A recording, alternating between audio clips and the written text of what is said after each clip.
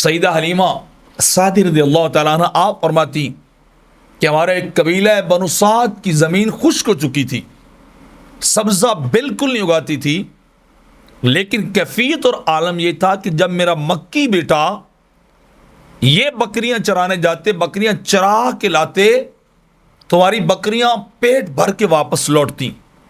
ہماری بکریاں سب سے زیادہ دودھ دیتی، تھنوں میں دودھ بھرا ہوتا. پورے قبیلے کی بیویاں اور لوگ اپنے چرواہوں، اپنے غلاموں اور بچوں سے کہتے کیا وجہ ہے کہ جب ہم حلیمہ کی بکریوں کو دیکھتے ہیں تو بڑی موٹی تازی اور فرما ہے، ہماری بکری بالکل سوکھی ہوئی ہے، کمزور اور دودھ بھی نہیں دیتی. وہاں کیوں نہیں لے کے جاتے جہاں حلیمہ کی بکریاں چرتی ہیں، جہاں حلیمہ کی بکریاں جس وادی، جس علاقے کی طرف جاتی ہیں. تو آپ فرماتی لوگوں کے بیٹے، غلام اور ان کے نوکر بکریاں لے کے جاتے اس جانب، لیکن کیفیت وہی رہی. ان کی بکریاں پھر کمزور اور دودھ سے خالی آتی، اور میری بکریاں دودھ سے تھنوں کو بھر کے لاتی، بھری آتی ہیں.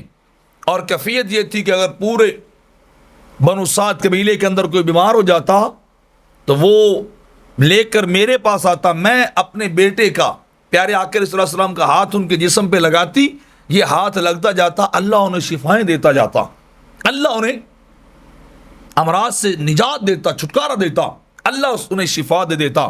اور آپ فرماتی جس گلی سے میرا بیٹا گزرتا تھا نا، وہ گلی بھی معطر ہو جاتی تھی. قبیلے والے حیران تھے کہ یہ کیسا بچہ لے کے آئی ہے تو، کہ جس کے آنے سے قبیلے کے اندر بڑی رونقیں آ گئی، تیرے گھر کے اندر خوشحالی کا دور دورہ ہے، رزق کی فراوانی ہے. پہلے تو کھانے کو نہیں ملتا تھا، اب دودھ بھی ختم نہیں ہوتا، بکریاں بھی بڑھتی جا رہی ہیں، اور سب سے بڑھ کر یہ ہے کہ تیرے گھر سے خوشبوئیں آتی ہیں. یہ جس گلی سے بچہ گزرتا ہے وہ گلی معطر ہو جاتی ہے، اس گلی سے خوشبوئیں آنے لگ جاتی ہیں، اس گلی سے خوشبو کے حلے جو ہیں وہ آنے لگ جاتے ہیں. تو آپ کے آنے سے قبیلہ بنو سعد کے حالات بدلے گئے، ان کی کیفیت، ان کی غریبی خوشحالی میں بدلی گئی.